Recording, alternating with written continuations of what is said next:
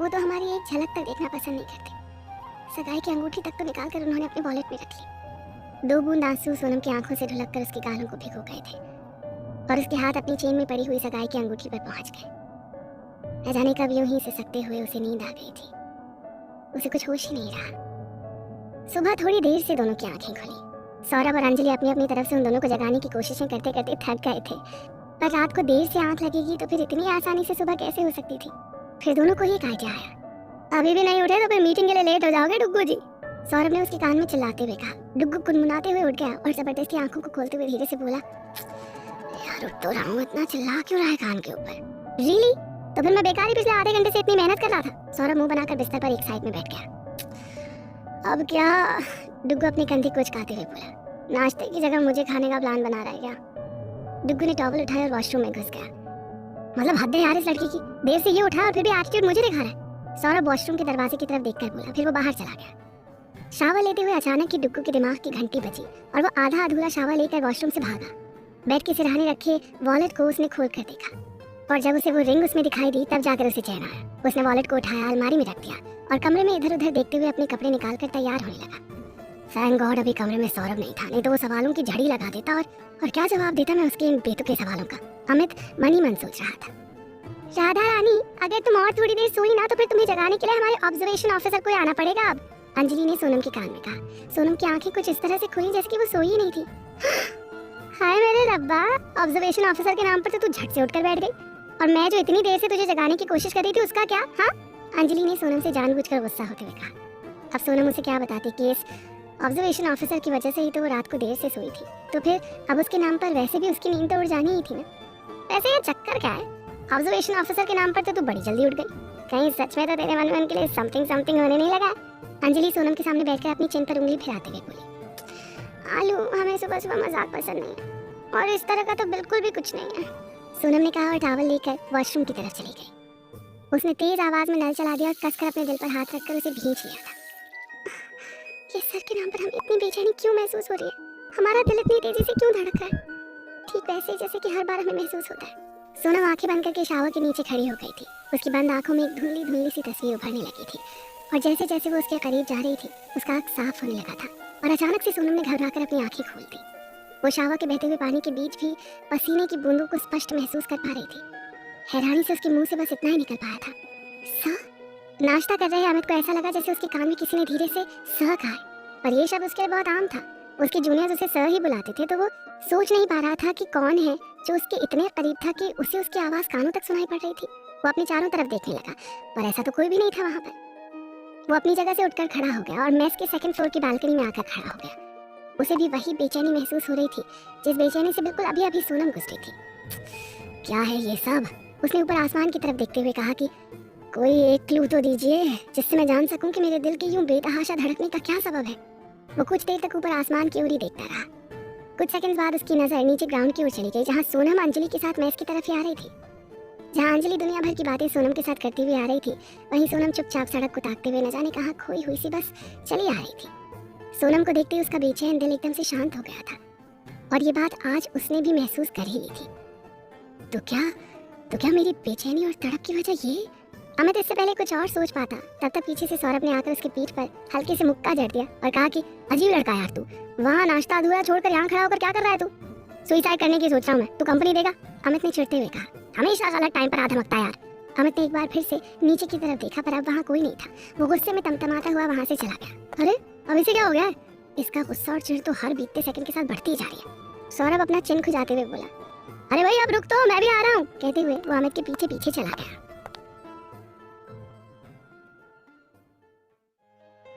Amit mess से गुस्से में चला गया था और सौरभ उसके पीछे पीछे भागकर आ रहा था। अरे रुक तो मेरे मिल्खा सिंह, मैं तेरी तरह तेज नहीं भाग सकता मेरे बाप, सौरभ पीछे से चिल्लाते हुए बोला। तब तक अमित सेकंड फ्लोर से फर्स्ट फ्लोर पर आ चुका था।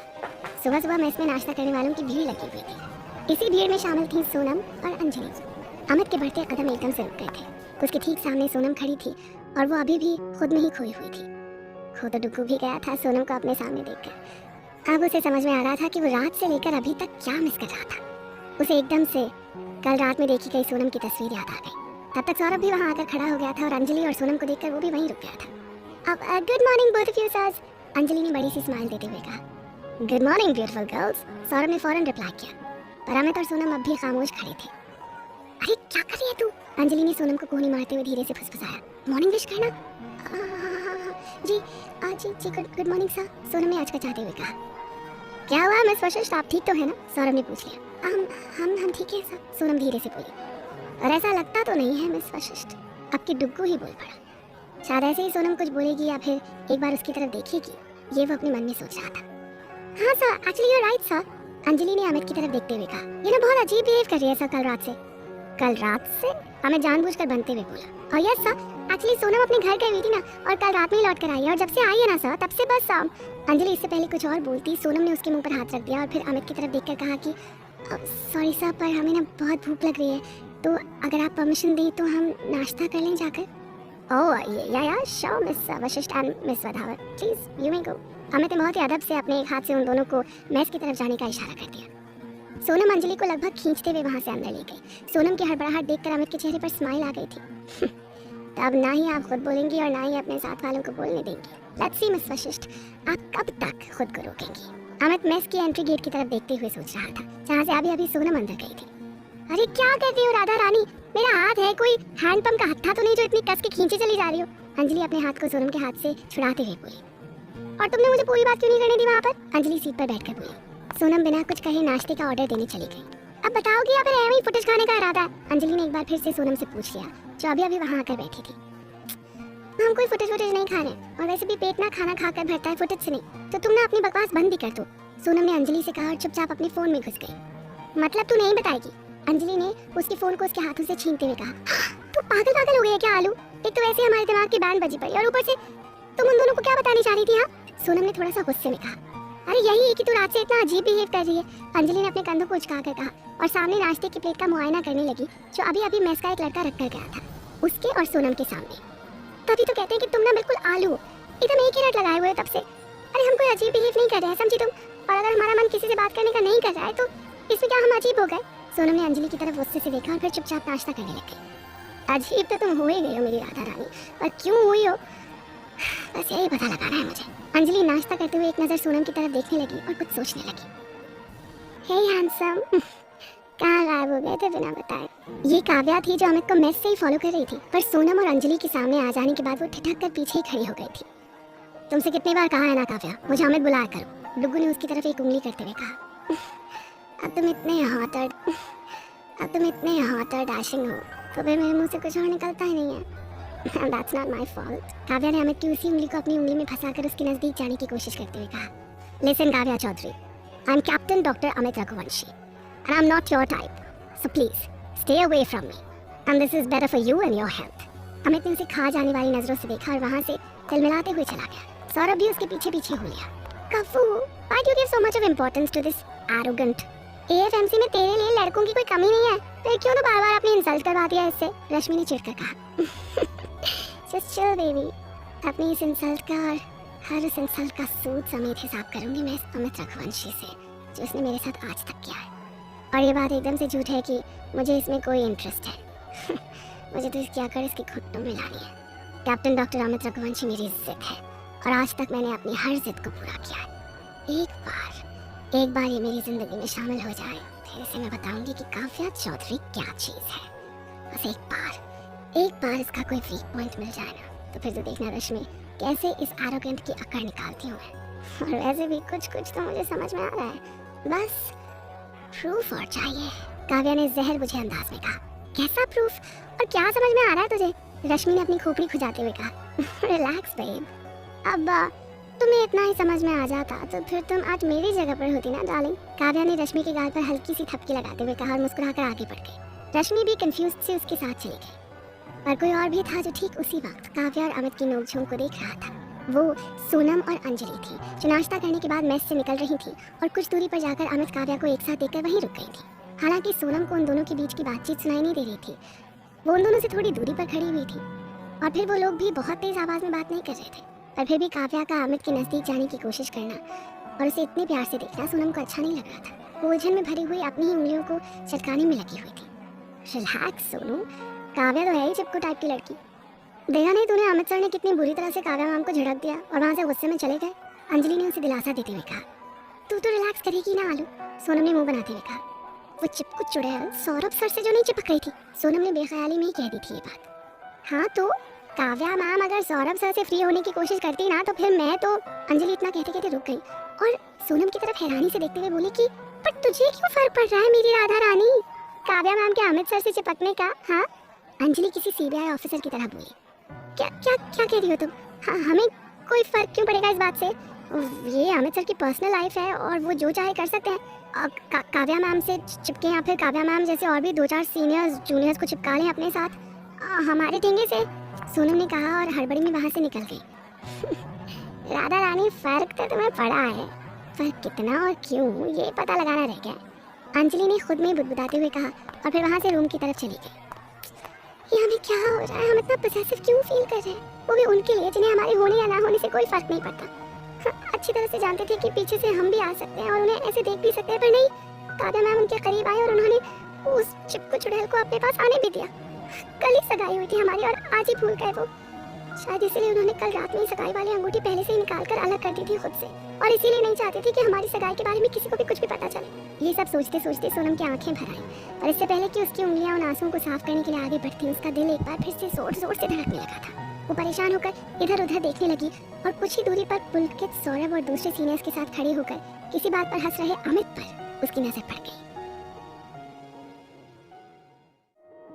आंसुओं से भीगी बड़ी बड़ी आंखों से अमित को एक पल के लिए एकटक देखने लगी थी कि तभी अमित के चेहरे पर भी परेशानी के वही भाव भर आए थे जो अभी कुछ सेकंड पहले सोनम के चेहरे पर थे। अमित एक्सक्यूज में कहकर वहां से 2 कदम पीछे हट गया और परेशान सा इधर उधर देखने लगा और कुछ ही दूरी पर बेंच पर अपने दिल को थामे बैठी सोनम को देखकर उसके चेहरे पर राहत वाली स्माइल आ गई। अपनी तरफ अमित को देखता हुआ पाकर सोनम को होश आया कि वो क्या गजब की जा रही थी और उसकी पलकें एकदम से झुक गई। तो आप हैं मिस वशिष्ठ, एक बार फिर से।